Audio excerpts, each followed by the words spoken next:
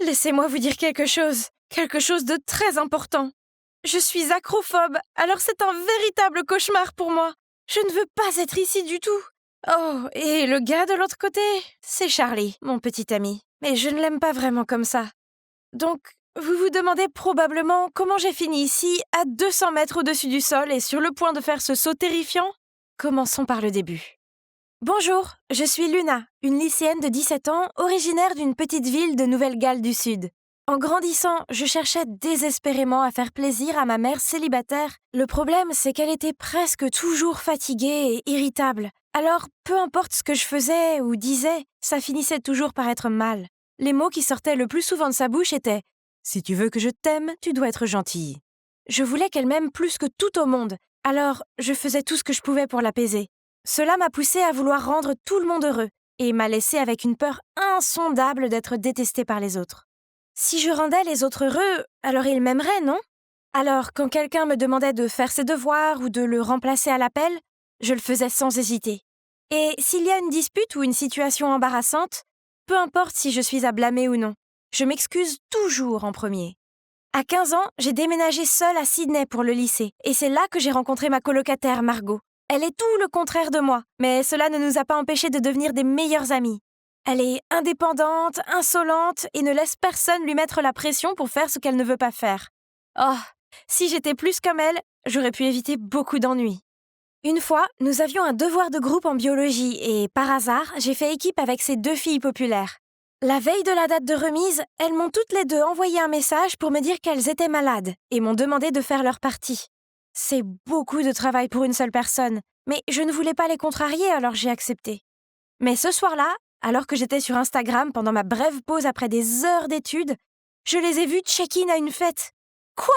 Donc elles m'ont menti pour pouvoir sortir et s'amuser et m'ont laissé seule à la maison pour faire leurs devoirs? Oh mon Dieu, j'ai juste envie de prendre ce stylo et de le jeter directement sur leur visage de canard. En quoi c'est mignon? Oh! Mais de qui je me moquais, je savais très bien que je ne pourrais jamais leur dire ce que je pensais vraiment d'elles. Alors, j'ai ramassé le stylo, j'ai continué ma charge de travail destinée à 3 personnes, seule. Je suis restée debout toute la nuit et j'ai bu 3 canettes de boissons énergisantes. Mais c'était juste trop de travail pour une seule personne pour le terminer à temps. Notre devoir, ou devrais-je dire mon devoir, s'est vu retirer des points pour cause de retard, ce qui a rendu les filles populaires furieuses. Qu'est-ce que tu as fait? Comment as-tu pu rendre le devoir en retard? Je suis désolée, c'est juste que le faire toute seule était un peu trop pour moi. Oh, s'il te plaît, tu as eu toute la journée pour le terminer. C'est à cause de ta mauvaise gestion du temps. À ce moment-là, Margot est sortie de nulle part et s'est interposée entre nous.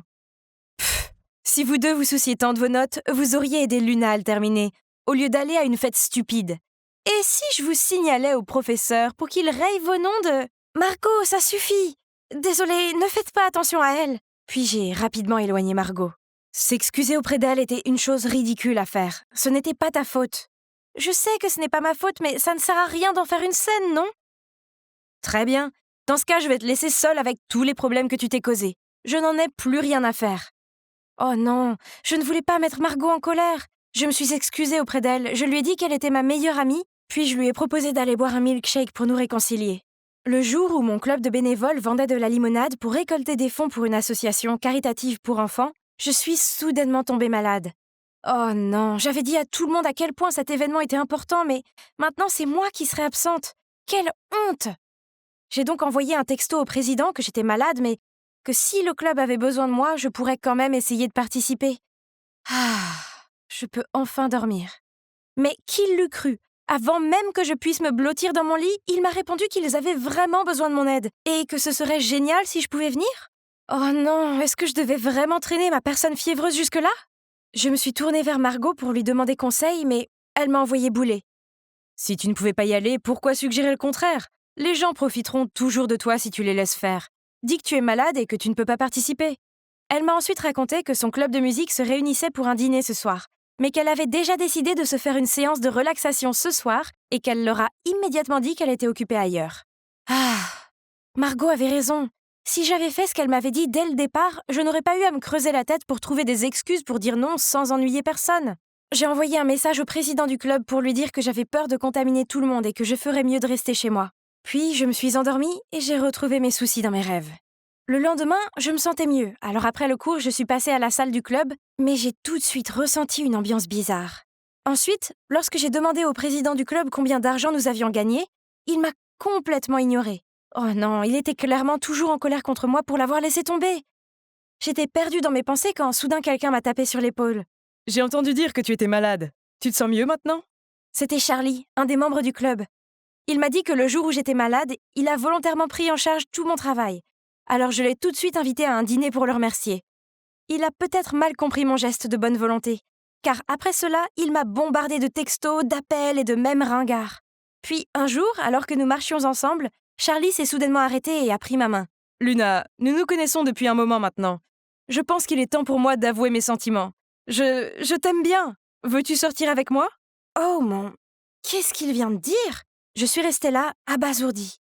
Je veux dire, je l'aimais bien en tant qu'amie, mais pas romantiquement. Mais quand j'ai croisé son regard plein d'espoir, ma conscience a commencé à me tourmenter. C'était un type tellement gentil, comment pouvais-je lui dire non? Finalement, j'ai forcé un sourire, puis j'ai hoché la tête en guise d'accord. Mes sentiments pour lui vont se développer avec le temps, n'est-ce pas? Mais malheureusement, la réponse à cette question était non. En fait, depuis que nous avons commencé à sortir ensemble, je l'aimais encore moins qu'avant. Il fait beaucoup de choses qui m'irritent, comme la fois où il a insisté pour qu'on porte des tenues de couple à l'école. Oui, les t-shirts avec des slogans « Il est à moi » et « Elle est à moi » devraient être laissés en 2010.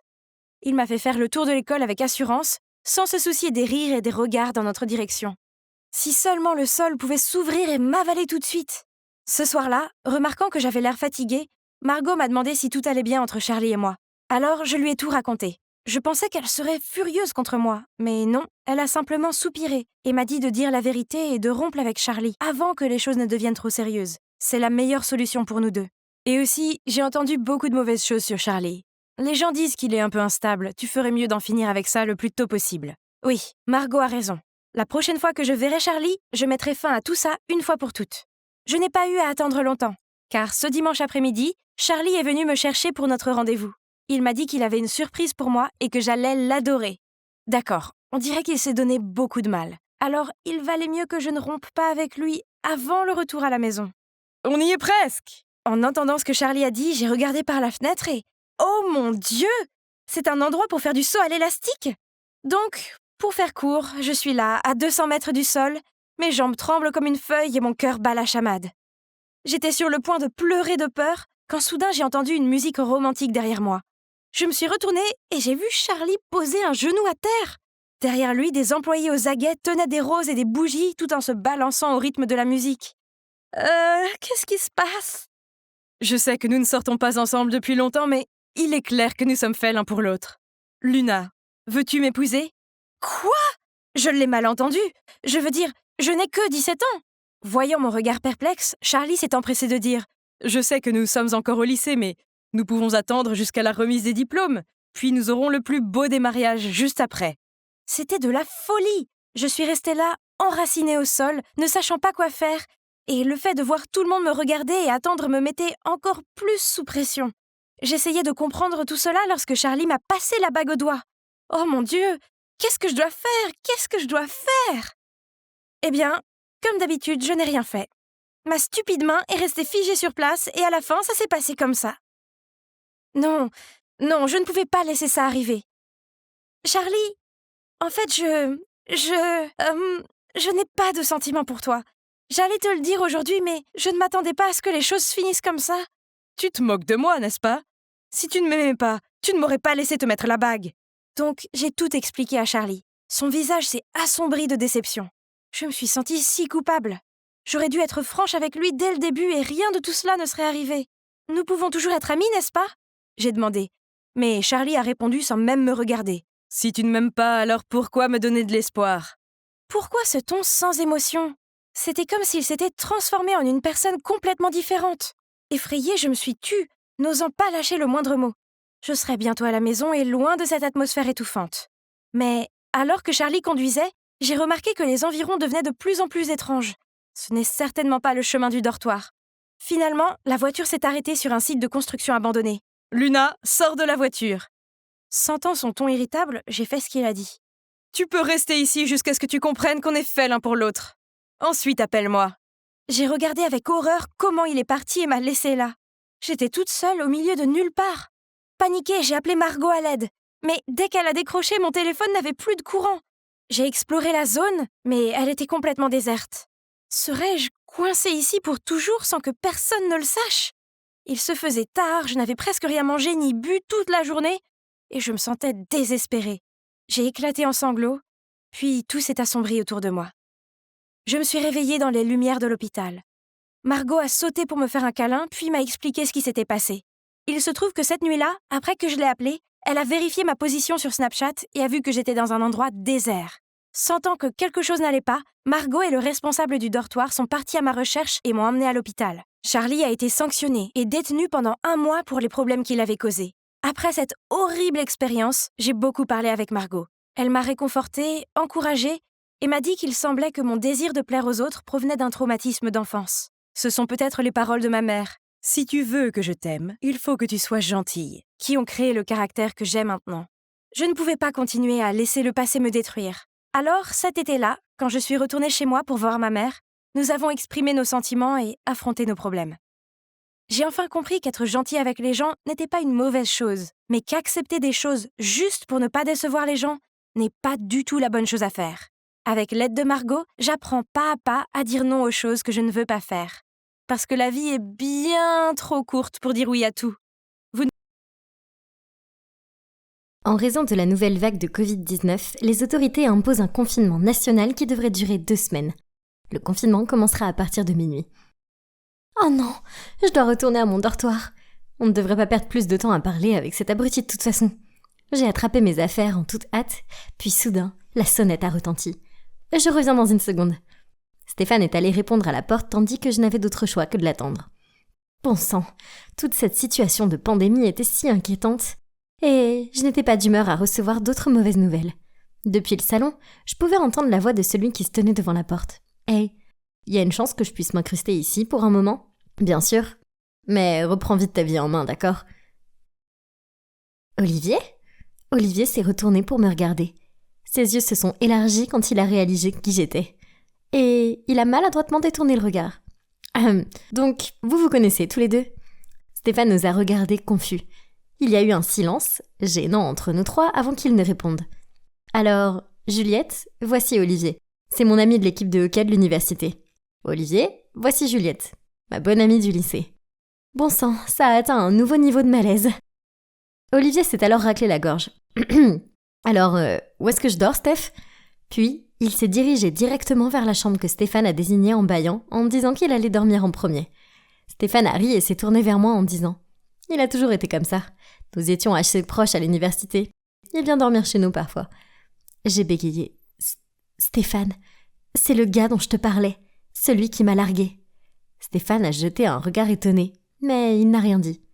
Je n'étais pas du tout d'humeur à ça. Je pense que c'est mieux si je m'en allais. Et juste quand je pensais que ça pouvait pas être pire, j'ai reçu un coup de fil.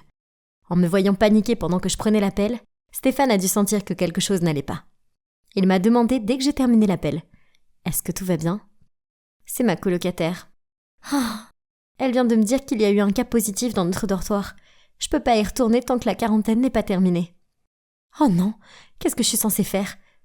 Toutes mes affaires sont dans mon dortoir et je peux pas conduire jusqu'à ma ville natale. C'est très loin et il est déjà tard. Je n'arriverai nulle part avant le confinement. Et rester dans des hôtels pendant 2 semaines n'était sûrement pas un choix intelligent. « Juliette, tu peux rester ici ?» Stéphane m'a souri gentiment. « Ne t'inquiète pas, je vais m'occuper de tout. Je peux te préparer le canapé pour que tu n'aies pas à aller dormir dans ma chambre. » Oh, il se souvient que j'ai une légère claustrophobie et que je me sens mal à l'aise dans les petites pièces. J'étais sur le point de répondre, mais il m'a arrêtée. Puis s'est immédiatement dirigé vers le canapé et a commencé à le réarranger. C'était mignon et je me suis sentie touchée. Je suppose que je vais rester ici pour la quarantaine. Je veux dire, ce serait bien, mais Olivier était là aussi. Comme le monde est petit. Et dans quelle situation embarrassante je me trouve. Mais quel choix est-ce que j'ai ? La première nuit, Stéphane est resté dans le salon avec moi et nous avons beaucoup parlé. Tu n'as jamais souhaité que nous soyons encore au lycée ? Les choses semblaient plus simples alors, n'est-ce pas ? Parfois. Et en plus, à l'époque, j'avais le plus gentil des petits amis. Tu te souviens quand tu as demandé à l'équipe de Pom Pom Girl de faire un numéro spécial pour mon anniversaire ? C'est la chose la plus mignonne que personne n'ait jamais faite pour moi. Stéphane a souri. Eh bien, j'ai essayé. Nous étions si heureux à l'époque. Puis l'université s'est mise en travers du chemin. C'est pas si mal. Nous sommes toujours de grands amis. Stéphane a souri doucement en retour. Très vrai. Ça faisait du bien de faire un voyage dans le passé avec Stéphane. Il était un petit ami gentil et attentionné. Et il l'est toujours. Quoi qu'il en soit, être près de lui me faisait me sentir en sécurité. Nous avons continué à parler jusqu'à l'aube, puis nous nous sommes endormis. Bien plus tard dans la matinée, je me suis réveillée au son de la porte du réfrigérateur qui claquait. À travers des yeux flous, j'ai vu que c'était Olivier. Il m'a jeté un regard furieux avant de retourner en trombe dans sa chambre. Oh, pourquoi me détestait-il autant? Puis, j'ai vu qu'il avait laissé des pancakes sur la table.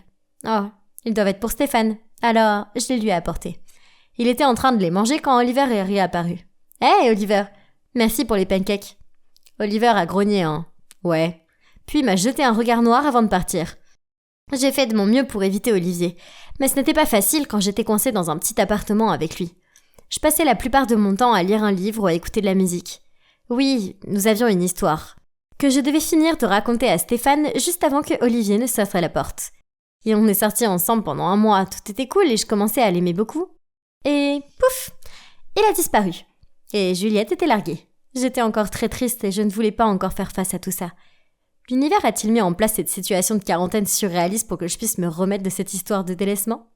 Après cela, alors que Stéphane était sous la douche, Olivier s'est approché de moi et m'a passé une barre chocolatée. J'ai posé mon livre et je lui ai pris. Mais seulement parce que je ne voulais pas être impoli. Ensuite, il s'est maladroitement perché sur le bord du canapé et a dit « C'est quoi l'histoire entre toi et Stéphane ?»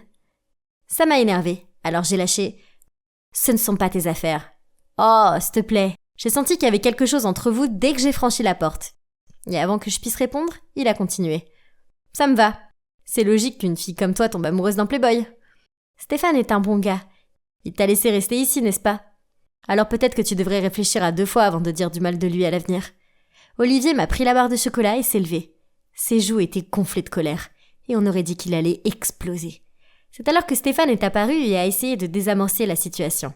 Il a fait sortir Olivier de la pièce, mais après ça, j'étais trop énervée pour lire. Alors, je suis restée assise à réfléchir et à me sentir encore plus énervée que jamais.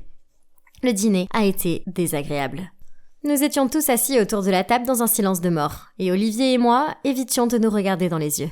Je me sentais mal que Stéphane soit coincé au milieu de cette situation. Il ne méritait pas ça. En faisant la vaisselle, j'ai entendu Olivier dire à Stéphane « Tu peux nous laisser un peu d'espace? J'ai besoin de parler à Juliette en privé. » Stéphane est allé dans sa chambre. Puis Olivier a attendu que j'ai fini et m'a demandé de l'accompagner sur le balcon.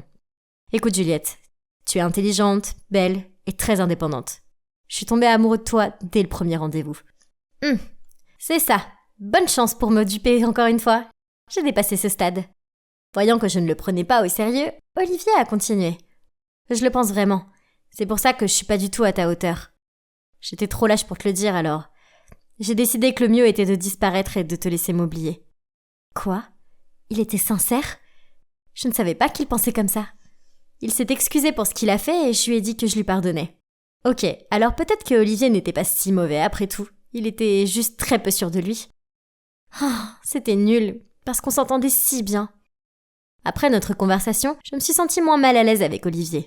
Il a commencé à faire des choses sympas pour moi, comme laisser des snacks avec une petite note autocollante et de jolis gribouillages sur mon oreiller, m'apporter des jus de fruits et me montrer des mèmes amusants sur son téléphone.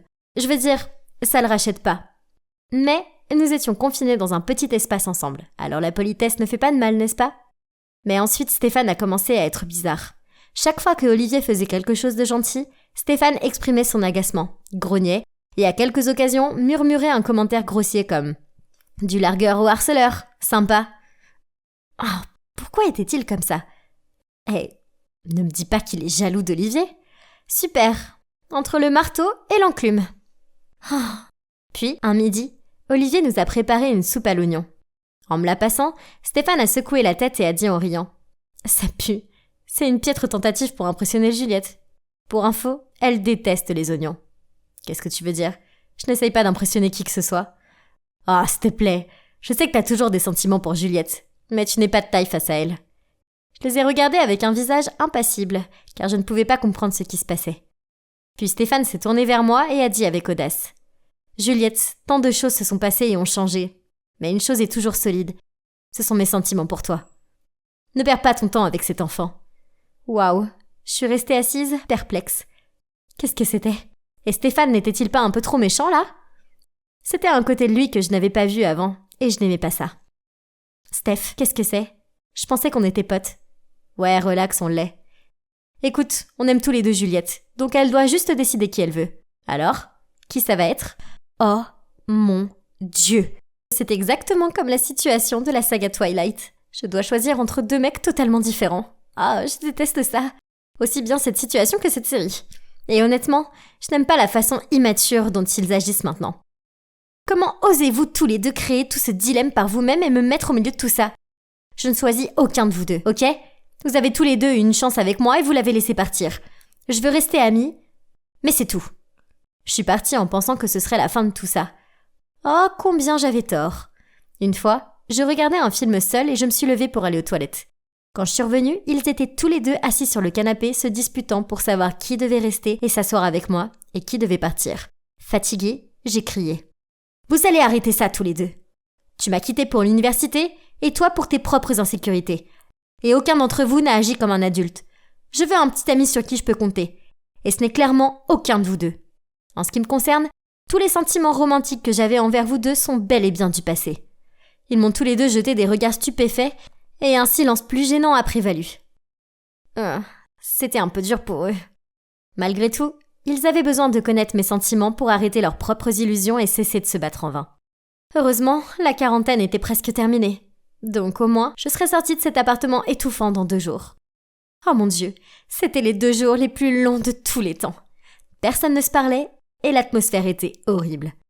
Quand ça s'est finalement terminé, j'ai murmuré un rapide « merci » et je me suis précipitée vers la porte. « Juliette, on est toujours amis, non ?»« Ouais, tu es toujours mon amie aussi, n'est-ce pas ?» Stéphane et Olivier attendaient impatiemment ma réponse. Mais je leur ai simplement souri et je suis partie. La vérité est que je ne suis pas sûre de vouloir rester amie avec l'un ou l'autre. Les 2 dernières semaines ont été tellement bizarres et tordues que je ne peux pas réfléchir davantage. Donc, pour le moment, je vais juste profiter du soulagement d'être libérée de ce scénario bizarre qui est celui d'être coincée avec 2 ex. D'accord? Ceux-ci doivent être lavés à la main. Kelly a jeté une pile de vêtements sur le sol. Et fais-le vite. Salut, je suis Maya, et cette fille autoritaire est Kelly. Bien que nous vivions dans la même maison, nous ne sommes pas sœurs. Vous voyez, quand je n'étais qu'un bébé, j'ai été adoptée par un vieux couple aimant. Ils vivaient dans une ferme à la campagne, leurs enfants avaient grandi et quitté la maison, et l'énergie vive que seul un enfant pouvait apporter leur manquait. Un dimanche à l'église, ils ont vu le prêtre élever une petite fille et ont proposé de l'aider. C'est ainsi qu'ils ont fini par me prendre chez eux et m'élever comme leur propre petite fille. Ce sont les personnes les plus gentilles qui soient, et ils ne m'ont apporté que de l'amour et de la gentillesse. Je leur suis toujours plus que reconnaissante. Nous avons vécu ensemble heureux, jusqu'au jour où, quand grand-père était dans le jardin d'orchidées, il s'est effondré. Malheureusement, il est décédé. Grand-mère n'a plus jamais été la même après cela. Elle avait perdu son âme sœur. Sa santé s'est également détériorée. Et une nuit, elle m'a appelée dans sa chambre. En me prenant la main, elle a dit lentement « Ma chérie, tu as apporté tant de joie dans nos vies. Sans nous, la vie pourrait être difficile. Mais ne t'inquiète pas, nous sommes toujours avec toi. Quand je serai partie, va chercher mon vieux portefeuille caché dans le tracteur cassé. Nous avons économisé un peu pour toi. Notre petite Maya doit avoir la meilleure des vies, d'accord ? » Et avant que je puisse lui en demander plus, elle a fermé les yeux et, comme ça, elle m'a quittée pour toujours. Je suis restée avec elle pendant des heures, pleurant tout mon soûl. Ensuite, en suivant les consignes de grand-mère, je suis partie à la recherche de l'argent. Oh mon Dieu! J'ai été choquée en ouvrant le sac à main. Il y avait au moins 20 000 $. Comment mes grands-parents avaient-ils réussi à économiser une telle somme? Je savais qu'ils étaient économes, mais c'était beaucoup trop. Après cela, j'ai déménagé à Columbus pour vivre avec la fille de mes grands-parents, Madame Madison, et sa fille Kelly. Donc, vous vous demandez ce que j'ai fait de l'argent, n'est-ce pas? Eh bien, je le garde caché ici, dans cette fissure du toit. Oh, quelqu'un arrive. Ta chambre est dégoûtante. De toute façon, Kelly et moi allons sortir, alors assure-toi de tout nettoyer avant notre retour. Je m'attends à ce qu'elle soit impeccable. » J'ai fait un faible signe de tête et je l'ai regardée partir en titubant. Ce n'était pas une première. Tous les jours, elle mettait la maison en désordre et me forçait à la nettoyer. Je sais, j'étais en fait une vraie Cendrillon. Mais ce n'est pas grave. Dès que j'aurai 18 ans, je quitterai cet endroit de toute façon. Et je commencerai à vivre ma propre vie. Le lendemain matin, il pleuvait, alors j'ai essayé de marcher vers l'école aussi vite que possible. Quand soudain, Kelly est passée devant moi et a délibérément traversé une grande flaque d'eau. De la boue m'a éclaboussée. Bon sang, pourquoi me torturer est-il son passe-temps favori? Ma chemise était sale et alors que je marchais vers mon casier, quelques filles se sont moquées de moi. L'une d'entre elles a même ricané. Le look sale est peut-être tendance à la campagne, mais ici, ça fait juste tragique. Oui, cela fait presque 1 an que je suis en ville, mais je n'arrivais toujours pas à m'intégrer. C'est peut-être parce que je porte toujours les mêmes vêtements usés et que j'emprunte tous mes livres à la bibliothèque. Madame Madison a refusé de m'acheter de nouveaux vêtements, et je ne pouvais pas utiliser mon propre argent car cela aurait été suspect. Je ne pouvais même pas me permettre d'aller au pique-nique de l'école. Je ne serai jamais l'une d'entre eux. Puis, pendant la récréation, Josie, la déléguée de classe, a informé que le bal de fin d'année allait bientôt avoir lieu et que le code vestimentaire était formel. Alors que tous les autres enfants criaient et applaudissaient avec enthousiasme, j'ai baissé la tête et soupiré. Je n'avais rien apporté pour le bal. Maya. Entendre mon nom m'a tiré de mes pensées et j'ai réalisé que c'était Josie.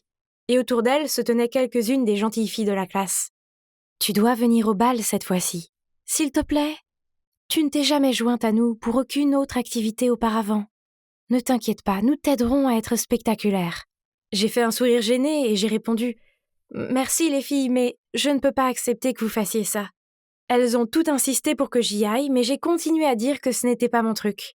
Puis la méchante Kelly est arrivée. « Maya n'est pas faite pour ce genre d'événement. » Comment ose-t-elle dire ça? Je veux dire, ce n'est pas parce que je n'étais pas une princesse gâtée que je ne pouvais pas y assister. Alors, je me suis tournée vers Josie et j'ai souri. En fait, ça a l'air sympa. J'irai au bal de fin d'année. Ce soir-là, au dîner, j'ai parlé du bal de fin d'année à Madame Madison et j'ai suggéré que ce pourrait être une récompense en échange de toutes les tâches ménagères. Elle a répondu froidement. « Tu vis sous mon toit sans payer de loyer et maintenant tu attends de moi que je fasse le ménage pour toi aussi? Ou quoi, Votre Majesté ?» Puis elle s'est tournée vers Kelly, a souri et a demandé « Chérie, tu t'es enfin décidée pour une robe de bal ?» Puis Kelly a montré à sa mère des photos de superbes robes sur son téléphone, tout en me lançant des sourires en coin. Oh! Je ne pouvais plus rester assise à regarder le visage satisfait de Kelly. Cette fois, je devais absolument aller au bal et être plus jolie qu'elle. Alors, ce week-end, je suis donc allée faire les magasins d'occasion avec Josie, et après avoir regardé dans une 12aine de magasins, Josie a trouvé cette jolie robe de soirée bleue. Elle avait une déchirure sur le côté, mais je savais que je pouvais facilement la recoudre et la transformer un peu. J'ai vu des gens le faire sur YouTube. Le soir du bal de fin d'année, Josie m'a coiffée et maquillée, et je me suis présentée dans la robe. Je me sentais comme une vraie princesse. Et tout le monde me regardait et me faisait des compliments. Tandis que Kelly restait là, les bras croisés et l'air boudeur. Puis un garçon appelé David s'est approché de moi et a commencé à me parler. Il s'est avéré qu'il était un nouvel élève. Toutes les filles avaient les yeux rivés sur lui, y compris Kelly, qui s'est approchée et a essayé de lui offrir une boisson. Mais il l'a snobé et a continué à me parler, la laissant là, en colère, avant de quitter le bal en trombe. J'avais passé une si belle soirée avec mes nouveaux amis. Je suis arrivée à la maison de bonne humeur et je chantais joyeusement, mais cela a cessé immédiatement, dès que j'ai vu Kelly assise là à m'attendre. « Quelle voleuse! Maintenant ne me dis pas que cette robe chic de luxe t'est tombée du ciel !» Kelly m'a crié dessus. J'ai insisté sur le fait que je n'avais rien volé. Alors elle a traîné Madame Madison dans le salon et lui a demandé de vérifier si elle avait perdu de l'argent récemment. Madame Madison a d'abord dit non sans réfléchir, mais quand elle a vu le visage de Kelly, elle a commencé à faire semblant de se plaindre de quelques billets de 100 $ manquants dans son portefeuille. Et les deux ont commencé à m'engueuler. « Oh, incroyable !» J'ai couru jusqu'à ma chambre et j'ai essayé de me débarrasser des pensées négatives et de me rappeler combien j'étais heureuse au bal. Puis, comme d'habitude, j'ai vérifié ma cachette. Hein? C'était quoi ce bruit? J'ai regardé vers les escaliers, mais il n'y avait personne. C'était probablement juste la maison qui grinçait ou quelque chose comme ça. Le lendemain, à l'école, c'était fantastique car beaucoup d'élèves s'arrêtaient et me parlaient. Puis, en rentrant à la maison, je suis montée dans ma chambre et j'ai revérifié ma cachette. Mon cœur a failli s'arrêter dans ma poitrine. Le portefeuille, il avait disparu. Je l'ai cherché frénétiquement. Puis je me suis souvenue avoir entendu quelque chose la nuit dernière. Et nous n'étions que 3 dans cette maison. Est-ce que ça pourrait être ? Furieuse, j'ai couru dans le salon où Madame Madison et Kelly regardaient la télé.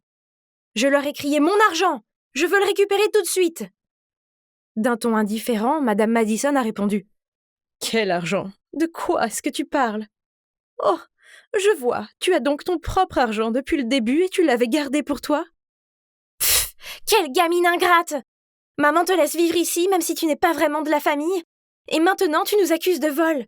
Je savais qu'ils avaient pris mon argent, mais qu'est-ce que je pouvais y faire ? Je n'avais pas d'autre choix que de retourner dans ma chambre et de pleurer en regardant de vieilles photos de moi avec mes grands-parents. Le lendemain, à l'école, je n'étais vraiment pas d'humeur à suivre les cours. Pendant la récréation, je regardais par la fenêtre désespérée. Quand j'ai entendu une toux, j'ai regardé et j'ai vu David. « Hey Maya !» Il m'a souri. « Tu vas bien ? Tu as l'air un peu déprimée. »« Je vais bien. » J'ai rassemblé mes affaires et je suis partie. Je sais qu'il essayait seulement d'être gentil, mais je n'avais pas envie de bavarder en ce moment. Puis, après l'école, Kelly m'a fait porter son lourd sac à dos jusqu'à la maison. Je n'avais plus d'énergie pour se disputer, alors j'ai fait ce qu'elle m'a demandé. C'est alors que David est arrivé à côté de moi et m'a demandé « Hey, ça a l'air lourd. Tu veux monter ?» J'ai hoché la tête et suis montée dans sa voiture en forçant un sourire pour le remercier. Il m'a demandé « Maya, qu'est-ce qui ne va pas ? Tu peux me parler, tu sais. Je sais écouter. Promis. » Il est si gentil et je me suis tout de suite sentie en sécurité avec lui. Nous avons beaucoup discuté et nous avons commencé à nous voir de plus en plus souvent après cela. Nous nous sommes promenés dans le parc et avons déjeuné ensemble. Je me suis sentie de plus en plus proche de lui, mais pas de la façon dont on pourrait le croire. Non, plutôt comme un frère. Puis, quelques semaines plus tard, quand Madame Madison m'a fait nettoyer le désordre de la maison qu'elle avait encore créé, j'ai trouvé quelque chose sous son lit. Le vieux portefeuille que grand-mère m'avait laissé. Et l'argent avait disparu.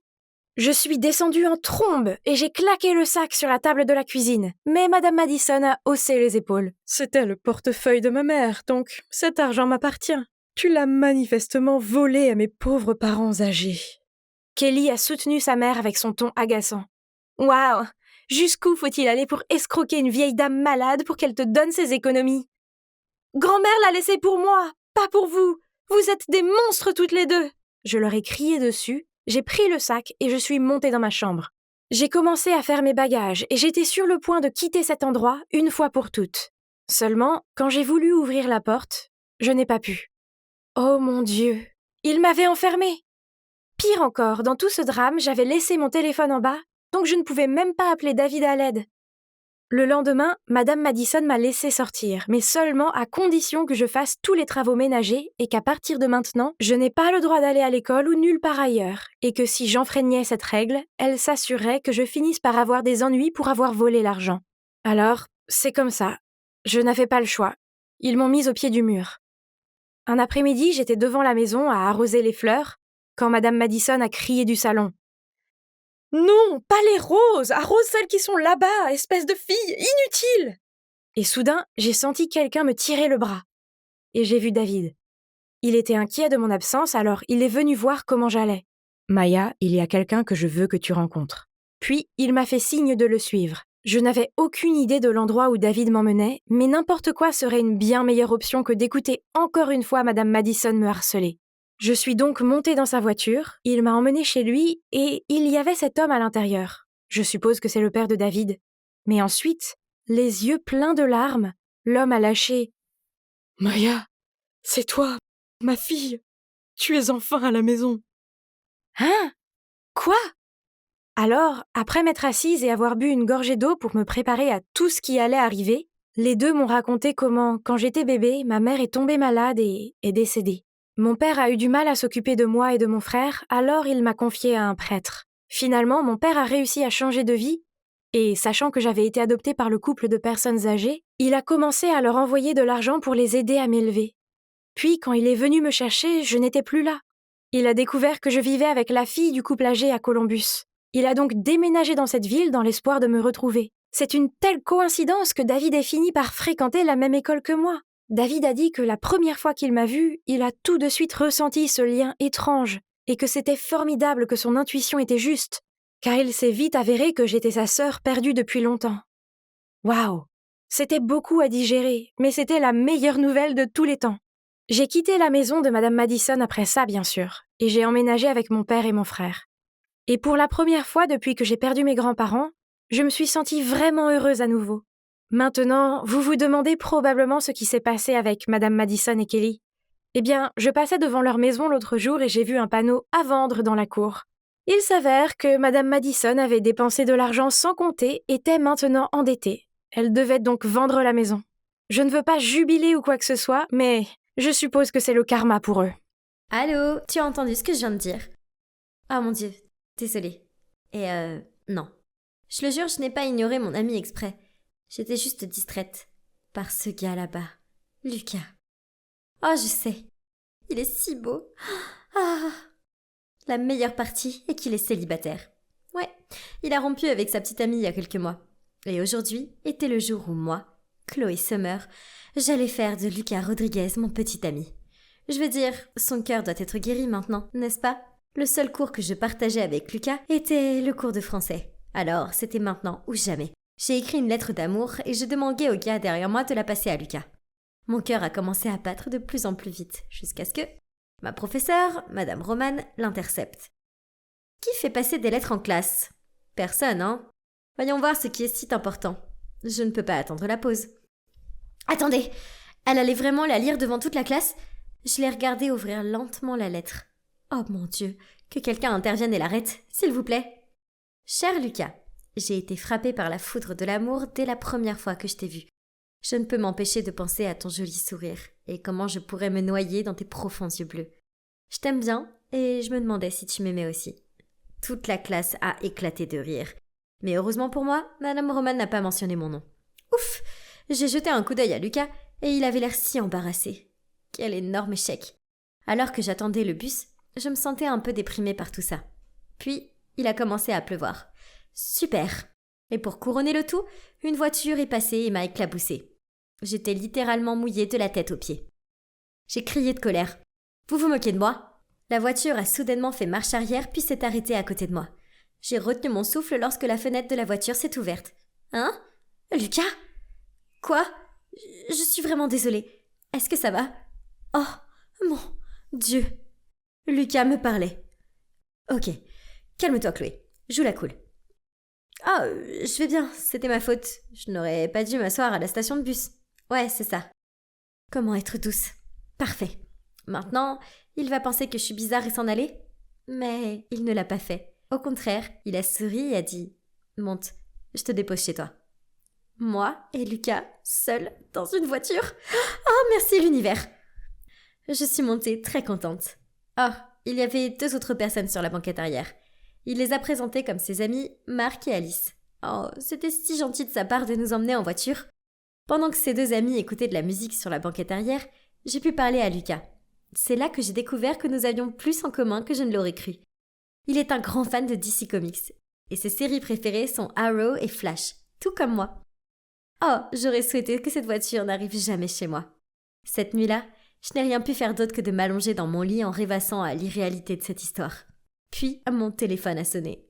Ah, mon Dieu! Quelqu'un pouvait-il me tenir la main? Lucas m'avait envoyé un texto. Hey Chloé, encore désolée de t'avoir trompée. J'ai eu le plaisir de te parler. Est-ce que je rêvais? Je me suis pincée pour vérifier. Aïe! Non, c'était bien réel. Puis, une chose en entraînant une autre, nous avons bavardé jusqu'à tard dans la nuit. Et cela s'est répété le jour suivant. Et le jour suivant. Nous parlions pratiquement tous les soirs. Et puis, quelque chose de merveilleux est arrivé. Il m'a demandé de sortir avec lui. Oui, vous avez bien entendu. Un rencard. Ah, et la meilleure partie, il voulait regarder un film d'horreur. Tout le monde sait qu'un mec ne propose ça que pour que la fille le prenne dans ses bras quand elle a peur. Ok, Lucas, j'aime ta façon de penser. Il a choisi Conjuring 3, alors j'ai dû regarder les parties 1 et 2 en une seule nuit. C'était tellement terrifiant, mais j'étais prête à faire n'importe quoi pour Lucas. Le jour J est arrivé et j'ai passé des heures à choisir la tenue la plus mignonne. Et en arrivant au cinéma, j'ai vu que Marc et Alice étaient là aussi. Voyant mon air surpris, Lucas a dit « Oh, j'ai aussi invité Marc et Alice. Ça va être un double rencard amusant. » Est-ce qu'il vient de dire « double rencard » ? Oh, donc c'est toujours un rencard. Quel soulagement. Il ne m'avait pas dit avant que Marc et Alice étaient en couple. Ouf. Tous les jumpscares du film m'ont poussé à m'accrocher constamment au bras de Lucas. Vous pensez que j'étais heureuse de ça, n'est-ce pas ? Eh bien, non, je ne l'étais pas. Parce que je n'étais pas la seule fille à tenir son bras. Alice le faisait aussi. Non, je ne plaisante pas. Allô ? Son petit ami n'était-il pas assis à côté d'elle ? Dieu merci, le film s'est finalement terminé. Car voir Alice s'accrocher à Lucas était encore plus effrayant que le film. Après cela, Lucas a suggéré que nous allions manger un plat mexicain. J'ai accepté avec joie. Seulement, Marc et Alice ont suivi, bien sûr. Mais juste avant de commander nos boissons, Marc a reçu un appel de sa mère et a dû partir. Nous sommes donc restés tous les trois à dîner ensemble. C'était une atmosphère gênante, car Alice n'arrêtait pas de raconter toutes ces anecdotes qu'elle avait avec Lucas, tandis que j'étais assise là, désemparée et me sentant comme la 5e roue du carrosse. C'est nul, mais au moins j'aurais du temps seule avec lui sur le chemin du retour pour me rattraper, pas vrai ? Mais Alice s'est accrochée à son bras et, de sa voix faussement douce, a dit « Oh, il est si tard. Lucas, tu me ramènes à la maison, n'est-ce pas ?» Lucas s'est retourné pour me regarder d'un air gêné. Je ne voulais pas faire de scène, alors j'ai dit « Ne t'inquiète pas, je peux appeler mon amie. Elle travaille juste au coin de la rue et son service va bientôt se terminer. » Ouais, c'était un gros mensonge. Quoi qu'il en soit, il a souri, puis ils sont partis, me laissant là toute seule. J'ai appelé un Uber et je suis rentrée chez moi. Cette nuit-là, je n'ai pas pu dormir. Je n'arrêtais pas de penser qu'il y avait quelque chose de louche dans leur relation. Puis, j'ai reçu un texto de Lucas. J'ai passé un bon moment aujourd'hui. Je me demandais si tu aimerais être ma petite amie. Quoi ? J'ai dû me frotter les yeux et le relire. Oh, mon Dieu. Ça disait vraiment « petite amie » dans le texte. Alors, cela signifie que Lucas et Alice sont juste des amis très proches, c'est tout. J'ai souri en lui répondant oui. Donc à partir de ce moment-là, nous sommes devenus un couple officiel. C'était génial. Eh bien, sauf pour le vieux problème. Il ramenait toujours ses amis tous les jours. Vous voyez, Marc et Alice allaient dans un autre lycée à proximité. Quand je les ai rencontrés, je pensais que Lucas les raccompagnait simplement à cause de la pluie. Mais il s'est avéré qu'il les conduisait tous les jours. Et ils sortent souvent ensemble après. Donc cela veut dire que Lucas et moi n'avons jamais été seuls, pas même une demi-heure. Mais ce n'était pas le pire. Depuis que Lucas et moi sommes devenus officiels, Alice est devenue encore plus audacieuse qu'avant. Par exemple, une fois au parc, Lucas mangeait un hot-dog et s'est mis de la moutarde sur le visage. J'ai tellement ri et je lui ai dit de ne pas bouger pour que je puisse reprendre une photo de son joli visage. Mais alors, Alice s'est tournée vers lui et a pris un mouchoir et a essuyé la moutarde. Et ce n'était pas tout. Elle buvait même dans sa tasse, lui donnait à manger et lui faisait souvent les yeux doux. Vous devez vous demander comment elle a pu flirter de façon aussi flagrante devant Marc. Eh bien, cette fille savait vraiment comment le prendre par surprise. Parfois, elle l'embrassait sur la joue ou lui caressait les cheveux. Ah ! Alors, qui aimait-elle vraiment ? Marc ou Lucas ? J'ai décidé de faire un test pour le savoir. Alors, je me suis blottie contre Lucas et j'ai appuyé ma tête sur son épaule. Et comme prévu, Alice m'a regardée avec des yeux jaloux. Puis, en faisant tourner une mèche de ses cheveux autour de son doigt, elle lui a demandé « Lucas, Marc est occupé ce vendredi et je peux pas manquer ma leçon de danse. Est-ce que tu pourrais m'y emmener et attendre jusqu'à la fin du cours ?» Lucas a eu l'air gêné, mais ne sachant pas quoi dire d'autre, il a marmonné « Ouais, bien sûr. » Maintenant, elle en fait trop. Je devais lui montrer que Lucas n'était pas intéressé par elle et qu'elle devait se retirer. Je sais, ça a l'air un peu méchant, mais sérieusement, il fallait que je prenne position, sinon je risquais de perdre mon petit ami.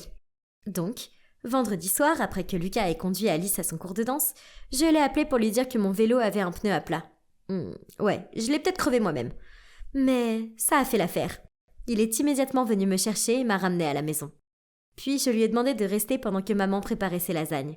Comme il ne pouvait pas dire non à ma mère, il a envoyé un texto à Alice pour lui dire de rentrer seule chez elle car il était occupé avec moi. Un succès! Le lendemain, nous sommes restés tous les 4 au café. Lucas a remarqué qu'Alice semblait un peu fatiguée, alors il a demandé « Hey Alice, tu vas bien ?»« Oh, c'est rien. Après le cours de danse, je suis rentrée à pied, il a plu d'un coup. Et je n'ai pas apporté de parapluie parce que je pensais que tu me ramènerais à la maison. Alors j'ai été trempée. » J'ai regardé Lucas et j'ai vu qu'il se sentait vraiment coupable. Après avoir discuté un peu, je suis allée aux toilettes pour me rafraîchir. C'est alors que j'ai surpris Alice en train de se mettre de la poudre sur le visage pour avoir l'air plus pâle. Je pouvais pas le croire. C'était vraiment pas cool. J'avais besoin de confronter cette grosse menteuse. Tu penses sérieusement que culpabiliser Lucas va le pousser à t'aimer? Et je n'ai pas besoin de lui faire quoi que ce soit. Parce qu'il m'aime déjà. Avec un regard choqué, j'ai bafouillé. Qu'est-ce que tu viens de dire? Ah, il ne te l'a pas dit? Lucas et moi sortions ensemble. Mais je me suis lassée de lui et j'ai rompu avec lui. Il était tellement dévasté. Maintenant que je le vois avec toi, je réalise que j'ai fait une erreur. Il devrait être avec moi. Mon Dieu, je n'arrivais pas à croire ce qu'elle venait de dire. Comment a-t-il pu me cacher ça? Je ne pouvais plus contenir ma colère. Tu n'es qu'une psychopathe qui aime jouer des tours tout le temps. Puis, je suis sortie en trompe des toilettes et je suis allée sur Lucas. Est-ce que tu viens de crier sur Alice? Ne sois pas si méchante. Elle est tombée malade parce que j'ai traîné avec toi hier. Ah! Juste génial. Maintenant, Lucas m'a non seulement entendu crier et a pensé que j'étais la méchante maintenant. Mais ensuite, j'ai réalisé qu'Alice avait raison. Lucas était certainement toujours amoureux d'elle. Car s'il ne l'était pas, il m'aurait d'abord demandé ma version des faits avant de la défendre si rapidement. Lucas, je pense que nous devrions rompre car tu as clairement encore des sentiments pour Alice. Puis, sans le laisser dire quoi que ce soit, je l'ai dépassé et je suis partie. Le lendemain, j'ai décidé de me lever tôt et d'aller courir pour me vider la tête. Mais dès que j'ai ouvert la porte, j'ai vu Lucas debout. J'ai fait comme s'il était invisible et j'allais partir, mais il m'a attrapé le bras et m'a dit « S'il te plaît, Chloé, écoute-moi au moins. » Alors on s'est assis sous le porche et Lucas s'est ouvert à moi. Il s'est avéré que c'était vrai, que Lucas et Alice sortaient ensemble. Mais ils se disputaient tout le temps, alors il a rompu avec elle et ils sont restés amis. Il ne m'a pas parlé de leur ancienne relation parce qu'il pensait que ce n'était pas grave puisque c'était fini maintenant. Il a dit qu'après ma rupture avec lui, il a parlé à Alice pour comprendre ce qui s'était passé entre elle et moi. C'est alors qu'elle a avoué qu'elle était toujours amoureuse de lui et qu'elle ne sortait avec Marc que pour pouvoir être près de lui. Lucas l'a rejetée et elle a commencé à pleurer, ce qui a fait couler son maquillage. C'est là qu'il a réalisé que j'avais raison sur le fait qu'elle faisait semblant d'être malade. Et il lui a fait comprendre que son comportement sournois signifiait qu'il ne pouvait plus être ami. Chloé, je suis désolée. J'aurais dû voir ce qu'elle faisait et te faire passer en premier. Je te promets que ça n'arrivera plus. Pauvre Lucas, je ne pouvais pas supporter de le voir si sombre. Pour être honnête, tout ce qu'il avait fait était d'essayer d'être un bon ami pour Alice. Il méritait une autre chance, non? Alors, en souriant, je lui ai fait un gros câlin. À partir de maintenant, les choses entre nous sont redevenues géniales. Marc a fini par découvrir qu'Alice ne l'utilisait que pour se rapprocher de Lucas, alors il a rompu avec elle. Notre histoire d'amour a sûrement été mouvementée, mais elle en valait la peine, car j'aime vraiment Lucas. Et j'aime aussi comment il se soucie de ses amis et veut passer du temps avec eux. Donc, j'ai seulement demandé un peu de temps seul chaque vendredi. En parlant de vendredi, j'ai hâte que le prochain arrive. Car Marc m'a dit que Lucas avait préparé quelque chose de spécial pour moi. Oh, je suis tellement contente. Désolée les gars, mais vous ne saurez pas ce que c'est, car mon histoire doit se terminer ici. Peut-être la prochaine fois. Beaucoup d'enfants n'aiment pas les lundis. Mais moi, si, le début d'une nouvelle semaine est plein de possibilités et... Oh mon Dieu, qui est-elle? Waouh, elle est magnifique, c'est la plus jolie fille que j'ai jamais vue. Elle doit être nouvelle ici car je ne l'ai jamais vue auparavant. Je m'appelle Evan et comme vous pouvez le voir, je suis plutôt petit et maigre. Je suis peut-être pas un athlète musclé, mais j'ai un gros cerveau. Je suis le premier de la classe en maths, en sciences, en géographie et soy el mejor de la clase en espagnol. Je suis fier de ma collection de trophées et de récompenses et du coup, beaucoup d'enfants à l'école savent qui je suis. Mais je n'aime pas vraiment parler à de nouvelles personnes. Pour un type aussi intelligent, je trouve les discussions banales, gênantes. C'est comme si les mots se figeaient dans ma tête. Bref, c'est la raison principale pour laquelle je suis célibataire depuis, toujours. Peu importe, je dois quand même me concentrer sur mes études.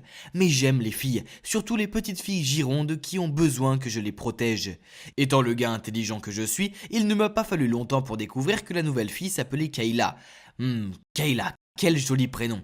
Après quelques jours à parcourir ses comptes de médias sociaux, je suis tombé amoureux d'elle. Je voulais lui dire ce que je ressentais, mais je suis trop timide et maladroit. J'ai donc demandé conseil à mon meilleur ami Victor. Mec, de quoi as-tu si peur? Tu es le mec numéro 1 de cette école. Ouais, mais seulement avec les livres. Victor m'a donné un coup de coude et a dit « Seulement mec, c'est important d'être aussi intelligent. Les filles adorent ça. Tu es un gars à l'allure brillante et un excellent étudiant. Il faut juste que tu aies un peu plus de confiance en toi, mon ami. » Je n'étais pas sûr de ça, mais qu'est-ce que j'en sais? Et Victor est bon avec les filles, Donc je devais lui faire confiance. En fait, je suis intelligent et je devrais en être fier et l'utiliser à mon avantage. Alors, je dois faire quoi pour faire un pas en avant? Maintenant, tu dois lui préparer un cadeau et la surprendre avec à la cantine. Les filles aiment les petits gestes romantiques comme ça. Quel genre de cadeau? Ne te tracasse pas, prends-lui quelque chose que tu penses qu'elle aimera. Le lendemain, à la récréation, j'ai porté une boîte à la cantine. Je l'ai aperçue assise avec ses amis. Oh là là, c'était terrifiant, mais aussi assez excitant. En m'approchant d'elle, j'ai remarqué qu'elle était très jolie aujourd'hui. Soudain, elle s'est levée et est allée vers le stand de nourriture. Ok, donc elle était plus grande que je ne le pensais. Oui, elle est un peu plus grande que je le pensais.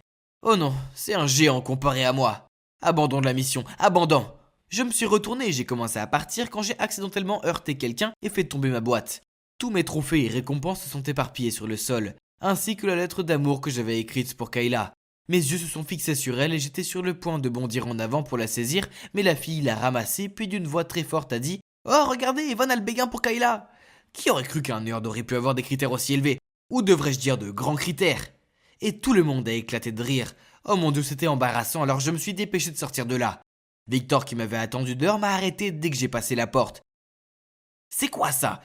Tu allais vraiment lui donner ça comme cadeau ?» Il m'a arraché la boîte des mains et a jeté un coup d'œil à l'intérieur. « Eh bien, tu m'as dit de lui offrir ce qu'elle aimerait, et t'as aussi dit que les filles aimaient les gars intelligents alors.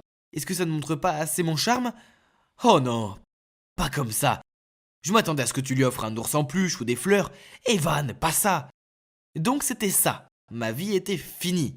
Je serai la risée de tous pour toujours. Je vais devoir convaincre mes parents de me laisser changer d'école. Non, de me laisser changer de planète. Oh, cette Kayla. Quoi? Elle dit qu'elle m'aime bien aussi.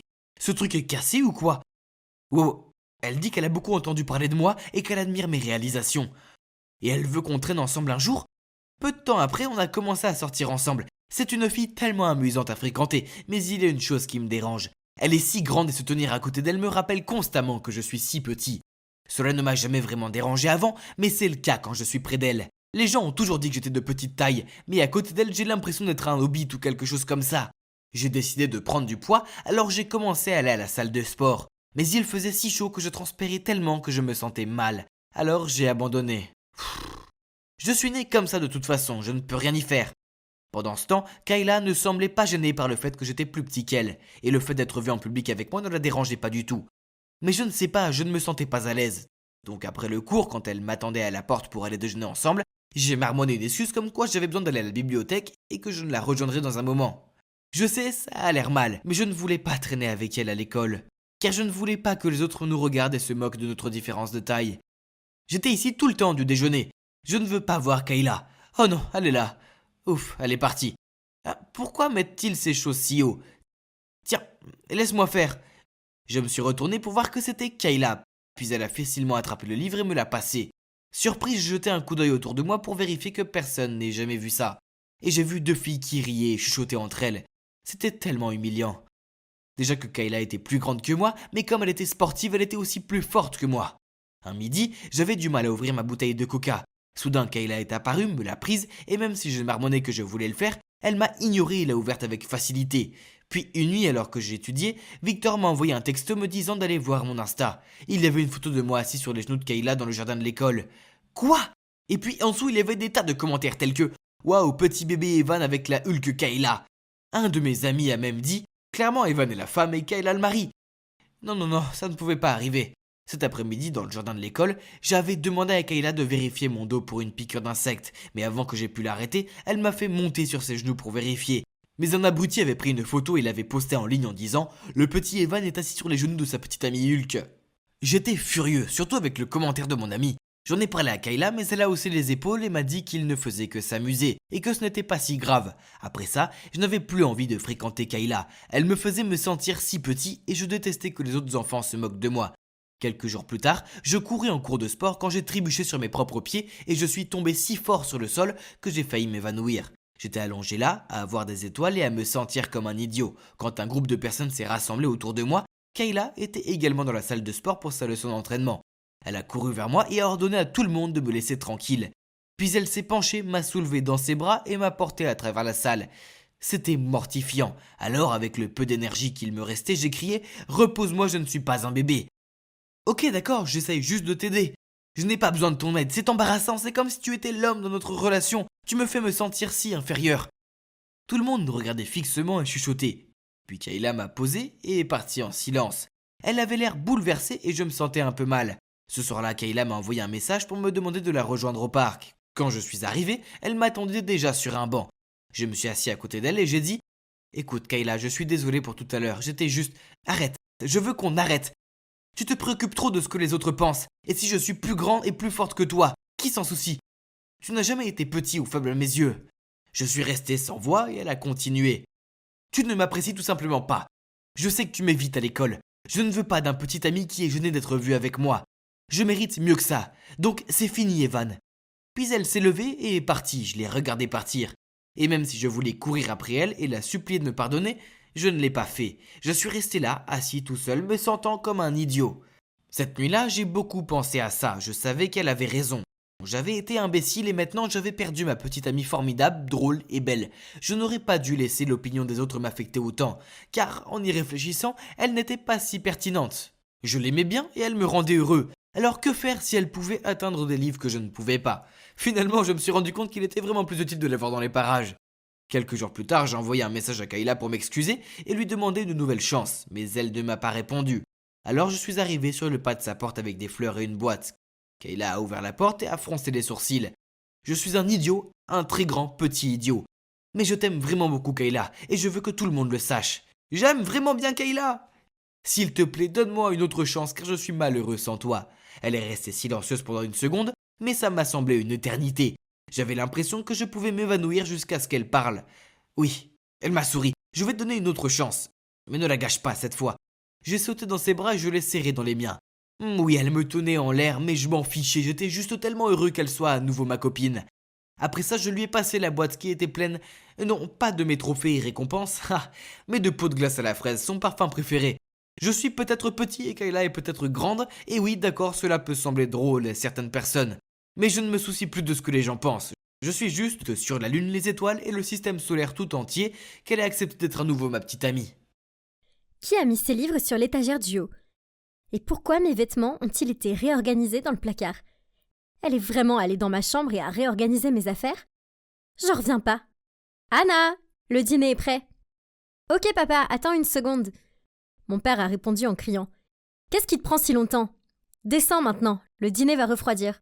Ah, ok, j'arrive. En entrant dans la cuisine, je lui ai lancé un regard dédaigneux. Qu'est-ce que tu fais? Tu sais que le dîner est toujours à 6h. Eh bien, c'est parce qu'elle est allée dans ma chambre et a tout réorganisé. C'est comme si l'ouragan Katrina s'était arrêté dans ma chambre. J'ai dû tout remettre à sa place. Vous devez vous demander pourquoi j'ai eu cette attitude envers ma mère. Eh bien, premièrement, elle n'est pas ma mère, c'est ma belle-mère. Et deuxièmement, je ne pouvais pas la supporter. Vous voyez, mes parents ont divorcé quand j'avais 15 ans. Et après seulement 6 mois, mon père a commencé à sortir avec Rose. Mes premières impressions n'étaient pas géniales. Je veux dire, regardez-la. Ok, elle est plutôt belle, mais son style ne correspond pas à son âge. Elle a ce truc de rockeuse en herbe. Non, je suis sérieuse. Elle a même un débardeur qui dit « Je suis une maman rockeuse ». Ma mère actuelle était complètement l'opposé de Rose. Elle ressemble à ce qu'une mère est censée être, avec ses vêtements élégants et son comportement poli. Et c'est aussi comme ça qu'elle m'a élevée. Ensuite, il y a la différence d'âge. Rose est d'une décennie plus jeune que papa. C'est suspect. Et si elle n'en avait qu'après son argent? Je pensais qu'il ne durerait pas, mais 1 an plus tard, ils ont annoncé qu'ils allaient se marier. Alors oui, vous pouvez voir d'où venait ma haine. J'en ai assez de vous parler de ma famille. Revenons à ce dîner ennuyeux. Mon père a juste dit gentiment. Rose était juste en train de t'aider. Elle ne le pensait pas. Maintenant, allons-y. Ça sent délicieusement bon, chérie. Oh, peu importe. J'ai roulé les yeux et je me suis assise à la table. J'ai baissé les yeux et je n'en croyais pas mes yeux. C'était des lasagnes aux épinards et aux saucisses, le plat préféré de maman. Comment Rose a-t-elle osé le copier? D'abord, elle a réorganisé ma chambre et maintenant elle veut remplacer ma mère. C'est une vraie belle-mère diabolique. C'est hors de question que je mange ça. Alors, je me suis levée. J'ai dit que je n'avais pas faim et je m'apprêtais à quitter la table. Papa s'est levé et était sur le point de me crier dessus, mais Rose l'a arrêté. Peu importe. Je suis quand même montée en courant et j'ai claqué ma porte. Le lendemain, quand je suis rentrée de l'école, j'ai vu que Rose avait invité quelques amies à boire une bière et à manger une pizza dans le salon. Regardez-les, on aurait dit qu'elles avaient une réunion de groupe. Normalement, les femmes de leur âge, ça prend le thé. Ça fait pas des fêtes de fast-food. Hé Anna, Rose m'a saluée. Je l'ai ignorée, je suis montée dans ma chambre.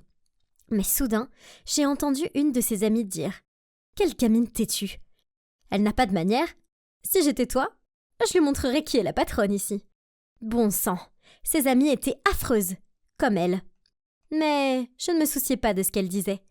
Puis Rose a répondu « Hé, ne parle pas d'elle comme ça. Anna est une fille adorable. Elle a juste eu beaucoup de changements ces 2 dernières années. Tous les enfants se comportent de la même façon après le divorce de leurs parents, pas vrai? Elle a juste besoin d'un peu de temps pour s'adapter. » Oh waouh! Je ne m'attendais pas à ces mots venant de Rose. Elle a vraiment pris ma défense? Peut-être, juste peut-être, je l'ai mal jugée. Peut-être que je devrais essayer de lui donner une chance plus équitable. Donc, ce soir-là, quand je l'ai vue regarder un film, je me suis approchée avec un grand bol de pop-corn et j'ai demandé si je pouvais la rejoindre. Rose a eu l'air choquée, comme si elle avait vu un fantôme. Elle m'a fait un grand sourire et m'a dit « Bien sûr, j'aimerais vraiment ça. » Je me suis assise à côté d'elle et nous avons regardé Mad Max ensemble. Oh waouh, il y a beaucoup de violence et des films à l'allure bizarre. Normalement, je regarde pas ce genre de film. Je suis plutôt du genre comédie romantique. Mais ce film était vraiment intéressant. Nous avons parlé pendant le film et je dois dire que Rose est en fait assez cool. Nous étions toutes les deux en train de rire quand j'ai entendu quelqu'un tousser derrière moi. Je me suis retournée pour voir ma mère qui se tenait là avec un froncement de sourcils. « Anna, pourquoi tu n'as pas répondu à mes appels et à mes messages ? » « Oh, je ne vous ai pas présenté ma mère. C'est ma magnifique maman, Mélanie. C'est une femme gentille, douce, élégante et aussi un peu militaire. Mais ce n'est pas grave, j'aime toujours beaucoup ma mère. »« Maman, que fais-tu ici ? Je t'ai appelé une 12aine de fois mais tu n'as pas répondu. Clairement, tu es préoccupée. Je me suis inquiétée alors je suis passée pour voir comment tu allais. »« Oh, désolée maman. Rose et moi nous amusions tellement que je n'ai pas remarqué mon téléphone. » Ma mère a froncé les sourcils et a demandé « On va toujours faire du shopping demain ?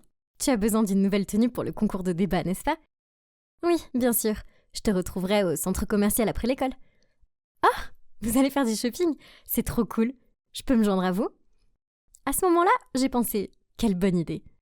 Je veux dire, jusqu'à présent, elle semblait bien s'entendre. Mais ce que je ne savais pas, c'est qu'une guerre entre ma mère et ma belle-mère venait de commencer. Rose a fait un sourire enthousiaste, mais maman, elle n'avait pas l'air très enthousiaste. Peut-être qu'elle était toujours en colère parce que je manquais ses appels. Le lendemain après l'école, je suis sortie et j'ai vu maman debout près de sa voiture. Oh, elle m'attendait. J'étais sur le point de marcher vers elle quand j'ai soudainement remarqué qu'elle jetait des regards mauvais à quelqu'un. Oh mon Dieu, Rose attendait de l'autre côté de la rue. J'ai rapidement sauté derrière quelques arbustes pour me cacher d'eux. Ne me dites pas que les deux étaient là pour me récupérer.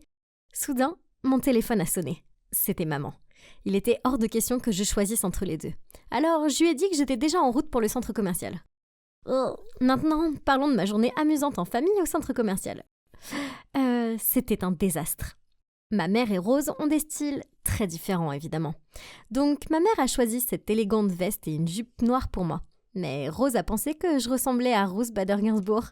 Sans vouloir offenser, c'est une dure à cuire qui a apporté la justice aux femmes. Mais Rose avait en quelque sorte raison. Cette tenue ne va tout simplement pas. Alors, Rose a choisi cette robe rouge pour moi. Mais les gars, c'est un peu révélateur. Elle me traînait constamment d'un magasin à l'autre comme s'il jouait au tir à la corde. Et j'étais la foutue corde. J'en pouvais plus. Alors j'ai choisi une robe au hasard pour qu'elles arrêtent de me jeter des vêtements à la figure. En sortant du centre commercial, on est passé devant un magasin de piercing. Je voulais un piercing à l'hélix, au niveau du cartilage supérieur de mon oreille. Ils ont l'air tellement cool. J'ai demandé à maman, mais elle a refusé catégoriquement. Ses propres mots étaient « Ça te donnerait l'air rebelle ». Maman était toujours aussi stricte. « C'est absurde », Rose a reniflé. « Mélanie, Anna est assez grande pour prendre ses propres décisions. Si elle veut un piercing, laisse-la faire. » Puis elle s'est tournée vers moi et a dit « Viens, je vais t'emmener à l'intérieur. » Oh mon Dieu, je pouvais pas le croire. J'ai jeté un coup d'œil à maman et on aurait dit qu'elle était sur le point d'exploser de colère. Mais Rose avait raison.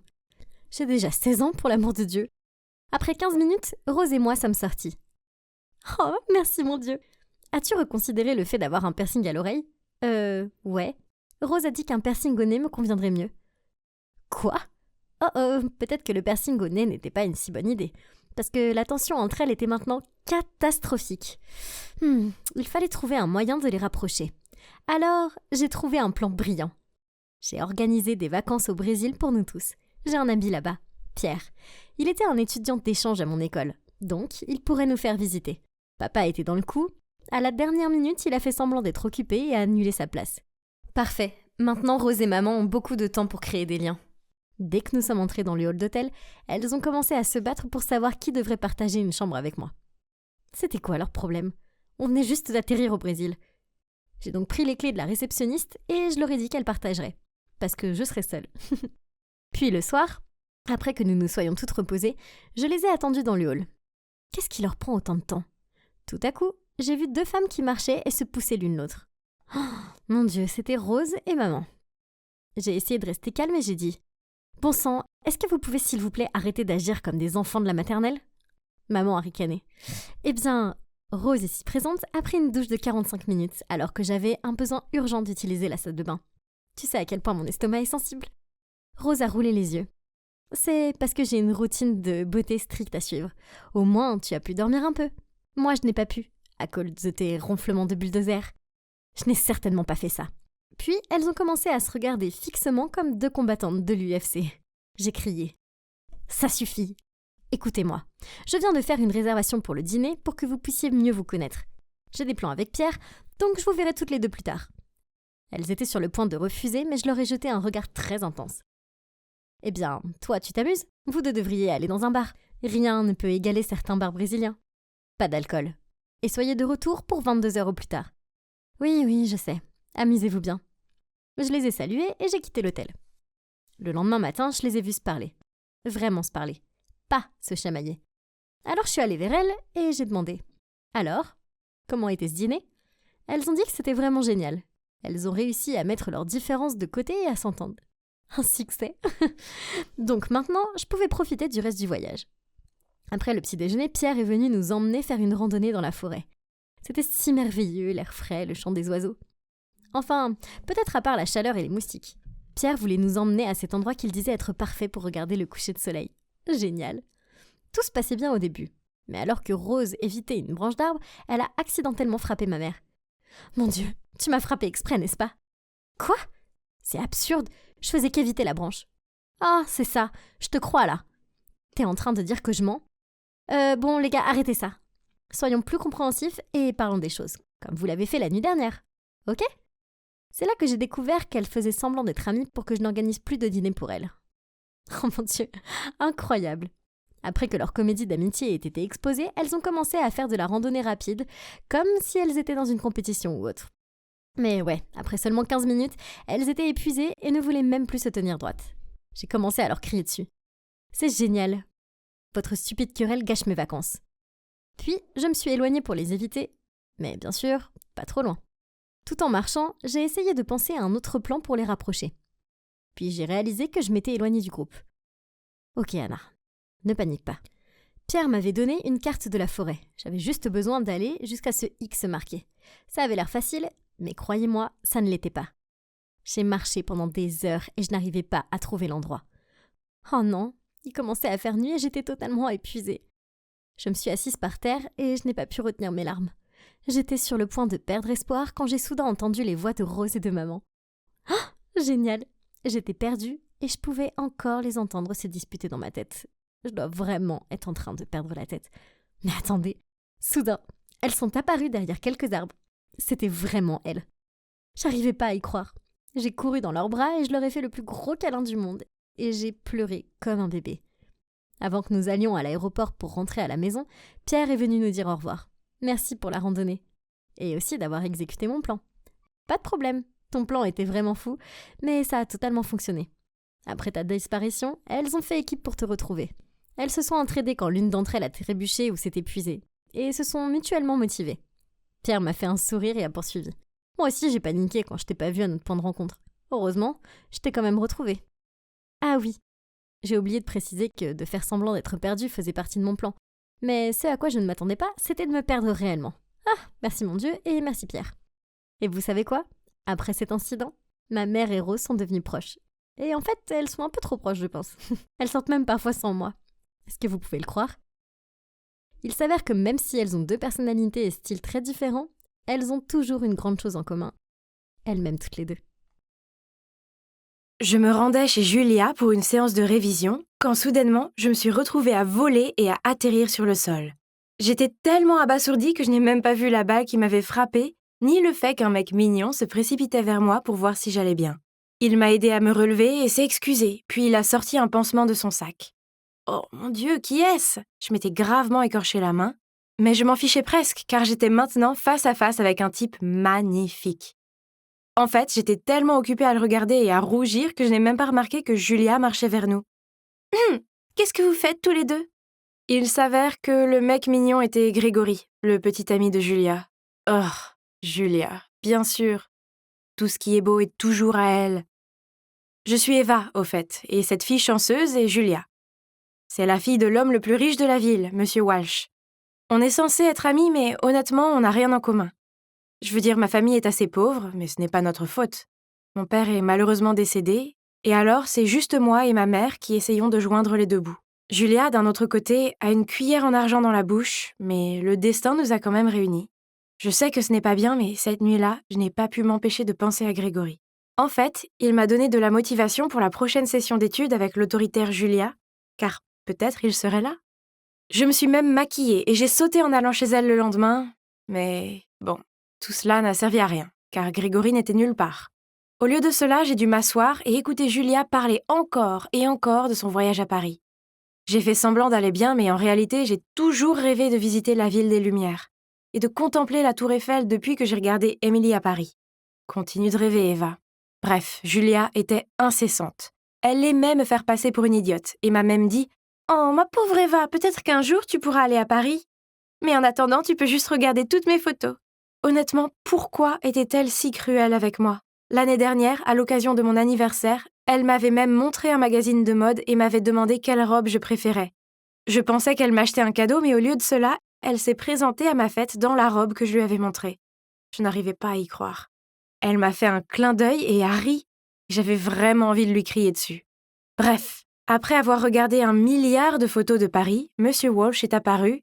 Il avait l'air heureux de nous voir assis si près et étudiant ensemble. Si seulement il savait la vérité. Mais je devais prétendre que je m'amusais beaucoup avec Julia et que je l'aidais à étudier, au moins pour lui. Monsieur Walsh était un bon ami de notre famille, et depuis que mon père est décédé, il s'est occupé de moi et a même payé mes frais de scolarité.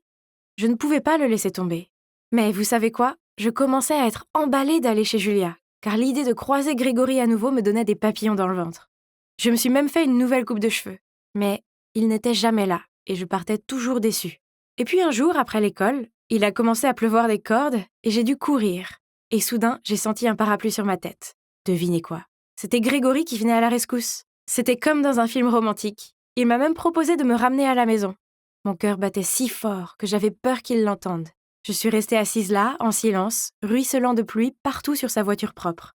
Je l'ai même surpris à me regarder plusieurs fois. Et j'ai eu l'impression que mon cœur allait bondir dans ma poitrine. Il s'est arrêté devant chez moi. J'étais sur le point de sortir quand il m'a touché le bras et m'a dit « Je peux avoir ton numéro ?» J'étais confuse, je veux dire, n'était-il pas le petit ami de Julia?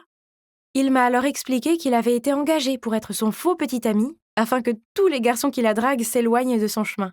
Waouh, je ne pouvais pas le croire. Il m'a demandé de garder le secret car Julia nous tuerait tous les 2 si cette histoire se propageait. Ok, tout s'explique maintenant. C'est donc pour cela qu'il n'est jamais venu chez elle. Je me sentais si heureuse. Les jours suivants, Grégory et moi avons beaucoup discuté au téléphone. Et finalement, il m'a invité à un rendez-vous galant. Nous sommes allés à la fête foraine et tout de suite, il m'a tenu la main. Je me suis sentie si spéciale et je n'ai jamais voulu qu'il me lâche. On s'amusait beaucoup, puis une voix familière a percé l'air. « Eh bien, eh bien, eh bien, n'est-ce pas ma chère amie Eva ?» J'ai senti la peur envahir tout mon corps. Nous nous sommes retournés et il y avait Julia et sa bande de filles toutes debout les bras croisés. Grégory a lâché ma main et s'est précipité aux côtés de Julia. « C'est toute elle, bébé. Tu dois voir les messages qu'elle a envoyés. Elle a flirté avec moi pendant des semaines, c'est pathétique. » Wow! Était-il sérieux? Il y a 1 seconde, il était sur le point de se pencher pour m'embrasser et maintenant il me dénigre? Comment peut-il avoir 2 visages? J'ai essayé d'expliquer à Julia, mais elle ne voulait pas écouter. Elle m'a juste traitée de traîtresse devant tout le monde et a dit à toutes ses amies de bien garder leurs petits amis au cas où je tenterais ma chance avec l'un des leurs ensuite. J'étais dévastée. Tout le monde me regardait et me jugeait. Ah, si seulement je pouvais m'évaporer dans l'air maintenant! Et alors que je réfléchissais à l'endroit où je pourrais m'échapper, un type est apparu, a attrapé mon poignet et m'a tiré à l'écart. C'était Steven, le gars qui vivait en face de chez moi. Je ne comprenais pas pourquoi il m'aidait, mais j'étais si reconnaissante qu'il le fasse. Il m'a ramenée chez moi et a essayé de me remonter le moral en me disant que sa mère aimait tellement notre boulangerie et que le carrot cake que ma mère faisait était le préféré de sa mère. Cela m'a fait sourire en repensant à tous ces moments heureux dans notre boulangerie familiale. Quand mon père est mort, nous avons dû la vendre pour rembourser des dettes, et la vie est devenue assez difficile. Heureusement, M. Walsh nous aidait, mais après ce qui s'est passé avec Julia, je n'étais pas sûre que je pourrais l'affronter. Le lendemain, à l'école, tout le monde me regardait fixement. Je n'ai même pas pu trouver une place pour m'asseoir au déjeuner. Qu'est-ce que j'avais fait? J'avais tout gâché. Et puis, ça a empiré. Mon téléphone a sonné. C'était M. Walsh. Il disait qu'il était très déçu par moi et que je n'avais plus besoin de venir donner des cours à sa fille. J'avais envie de pleurer. Et en même temps, je me sentais tellement soulagée. J'ai lu la suite et il a dit « Je suis désolé, mais je ne peux plus tenir ma promesse. Je continuerai à subventionner tes frais de scolarité, mais tu devras trouver une solution pour l'université. Bonne chance. » Mon cœur s'est effondré. Non seulement j'avais été rejetée par tout le monde à l'école et poignardée dans le dos par Grégory, mais maintenant la porte de l'université m'était aussi claquée au nez. Qu'est-ce que j'allais faire? Ma vie était finie. Je me sentais si mal que je suis sortie de la cantine et je suis rentrée chez moi. Je n'ai pas osé aller à l'école les jours suivants. J'étais malheureuse. Et juste quand j'avais perdu tout espoir, on a frappé à ma porte. C'était Grégory. Qu'est-ce qu'il faisait là? Il a dit qu'il était désolé pour ce qui s'était passé et que je lui manquais tellement. Puis il m'a demandé si je serais intéressée pour être sa petite amie secrète. Qu'est-ce que c'est ça? J'étais tellement en colère que je voulais lui claquer la porte au nez, mais il a été assez rapide pour attraper ma main, ce qui m'a surpris. À ce moment précis, Steven est passé devant moi. En me voyant debout avec Grégory, son visage a changé et il est parti immédiatement. Oh non! Je ne pouvais vraiment pas le laisser se méprendre sur ma personne, c'était le seul ami qui me restait. J'ai arraché mon bras de Grégory et j'ai couru après Steven. Je l'ai finalement rattrapé et lui ai dit que j'avais l'impression que le monde entier était contre moi et que je ne savais pas quoi faire. Il m'a dit de me calmer, puis nous sommes allés nous asseoir sur un banc dans le parc, tandis qu'il me laissait tout lui confier. Lorsque j'ai fini de parler, j'étais au bord des larmes. Puis il a dit « Écoute Eva, tu vaux mieux que ça. Ne fais pas semblant de t'intégrer à ces gens dans ton école. Les bonnes personnes te verront telle que tu es vraiment. Tu es forte et tu peux tout surmonter. Je sais que tu le peux. » Il avait raison, je valais mieux que ça. Je n'avais pas besoin de tomber aussi bas que Julia et ses amis. Et je n'avais certainement pas besoin de compter sur l'argent de M. Walsh. Je me débrouillerais toute seule, comme je l'ai toujours fait. J'ai donc postulé pour un emploi à temps partiel dans un café. Gagner mon propre argent était si bon.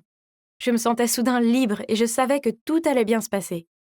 Mais un jour, alors que je travaillais, Julia et sa bande sont arrivées. Elles n'étaient toujours pas remises de ce qui s'était passé. Et devant tout le monde, elles ont ressorti ce que j'avais fait pour m'humilier. Et elles l'ont même enregistré. Et je ne pouvais pas m'arrêter de trembler. C'était trop. C'est alors que j'ai jeté une tasse de café sur Julia et je suis sortie en courant. Julia a crié après moi qu'elle allait dire à ma mère tout ce que j'avais fait. Sans aucun doute, Julia l'a vraiment fait. Elle a même envoyé à maman des photos de moi et Grégory à la foire. Eh bien, ma mère ne l'a pas bien pris. Je me suis précipitée chez moi pour essayer d'expliquer après que maman m'ait crié dessus au téléphone, mais ensuite je ne pouvais trouver maman nulle part. J'ai appelé son téléphone et un homme a répondu. Il a dit que ma mère était à l'hôpital après s'être évanouie. Oh mon Dieu! Je suis allée à l'hôpital immédiatement et j'ai découvert qu'elle s'était effondrée à cause du choc, mais heureusement elle allait bien. Elle devait rester à l'hôpital pour le reste de la journée pour être surveillée, alors je suis allée chez nous chercher une tasse de café. C'est alors que je l'ai vu. Grégory! Il était dans la salle d'à côté, assis avec une fille. J'ai failli laisser tomber le café sous le choc. Ils avaient l'air proches.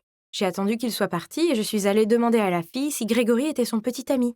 Eh bien, il s'est avéré qu'ils sortaient ensemble depuis 2 ans déjà. Donc il la trompait 3 fois. Cette fille méritait de connaître la vérité. Alors j'ai pris une grande respiration et je lui ai tout dit. Elle était si bouleversée.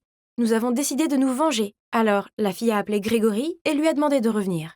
Dès qu'il est arrivé, nous l'avons confronté et avons obtenu la vérité une fois pour toutes. Il n'a jamais été le vrai petit ami de Julia. En fait, voici la partie choquante. Il a été engagé par Julia pour prétendre sortir avec moi et ruiner ma vie. Apparemment, elle était jalouse de l'attention que son père m'accordait depuis la mort de mon père. et que son père la comparait constamment à moi.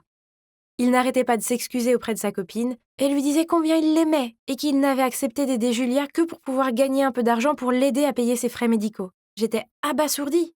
Grégory était tellement désolé et a dit qu'il allait tout avouer. Il l'a posté sur le forum de l'école pour me disculper et pour que tout le monde voie l'horrible vérité sur Julia.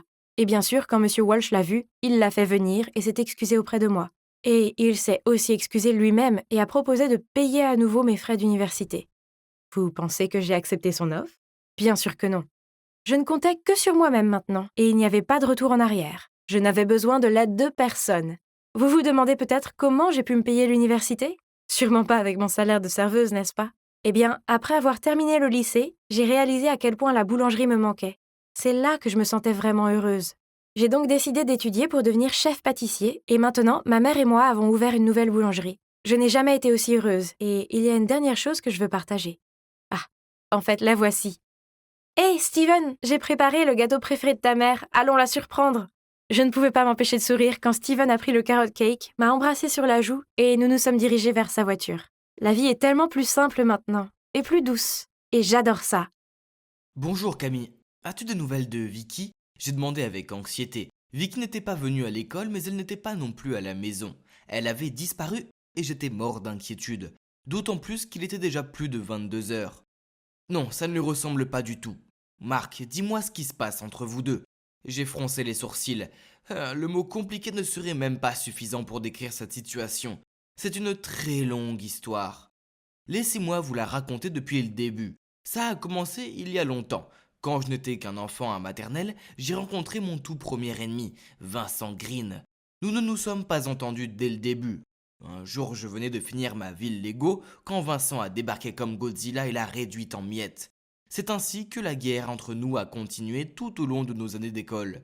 Il sabotait tout ce que je faisais et vice-versa. Une fois, quand c'était mon tour de chanter en classe de musique, Vincent a fait des bruits de paix et toute la classe a éclaté de rire. Le même jour, j'ai versé de la colle liquide sur son collage. Une autre fois, il a collé un mot dans mon dos disant « J'ai mouillé le lit ». Sérieusement, je devenais vraiment paranoïaque quant à pourquoi tous ces enfants riaient en me montrant du doigt.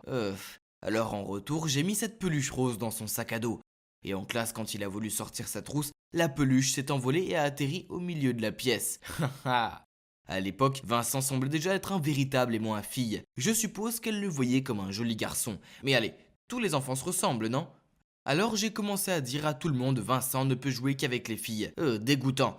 5 ans plus tard, notre querelle était toujours d'actualité. Vincent était génial dans ses études et au baseball. Aussi, il était le favori du prof d'éducation physique et je sais que ça peut paraître stupide, mais le fait d'être entouré de filles n'était plus dégoûtant. C'était comme une médaille d'honneur. J'essayais vraiment d'être meilleur que Vincent en tout. J'étais aussi l'un des meilleurs élèves. J'ai rejoint l'équipe de foot et j'avais aussi des filles autour de moi. Pourtant, ce n'était pas suffisant. Pas avant que Vincent n'accepte sa défaite. Mais ensuite, on était au collège et devinez quoi ? Vincent n'était pas là. Enfin, j'étais libéré de lui. Maintenant, je pouvais rester au top, flirter avec les filles et devenir capitaine de basket sans qu'il essaye de me saboter. Tous les yeux étaient sur moi et c'était fantastique. Bien qu'une petite partie de moi regrettait la compétitivité.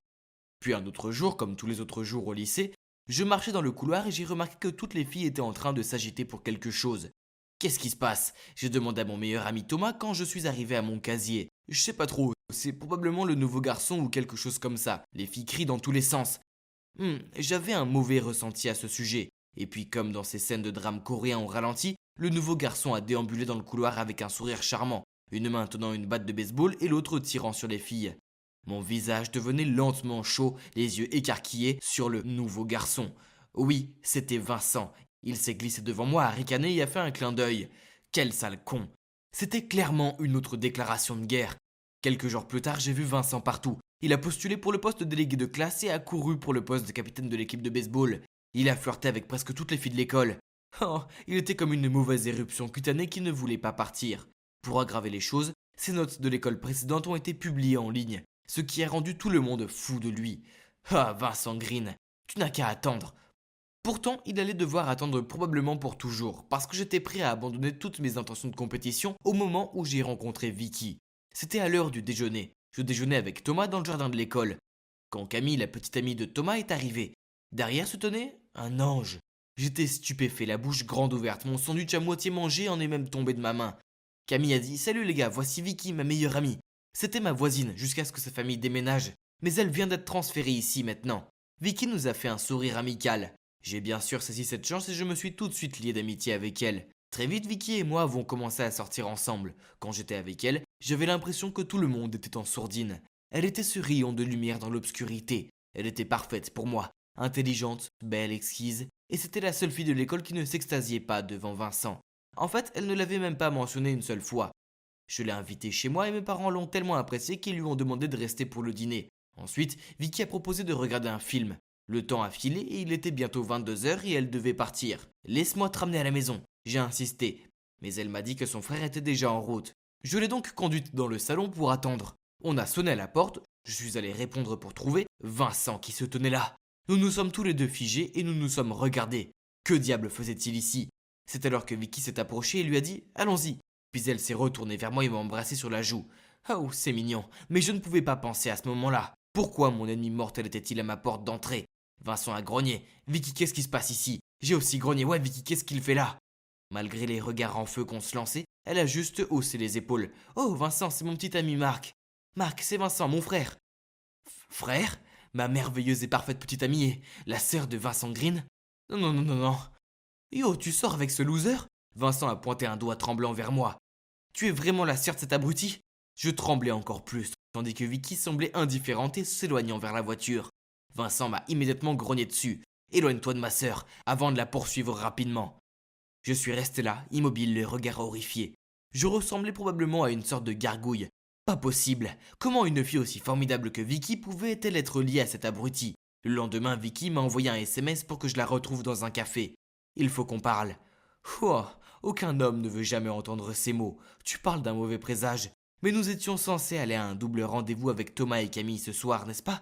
Je suis entré dans le café et j'ai vu Vicky assise là, les bras croisés et l'air boudeur. Oh non, ça ne s'annonçait pas bien. Avant même que j'aie eu le temps de m'asseoir, elle m'a lâché. « Marc, pourquoi ne m'as-tu jamais parlé de ton ennemi juré? As-tu la moindre idée de l'ampleur de la dispute que Vincent et moi avons eue hier soir ?»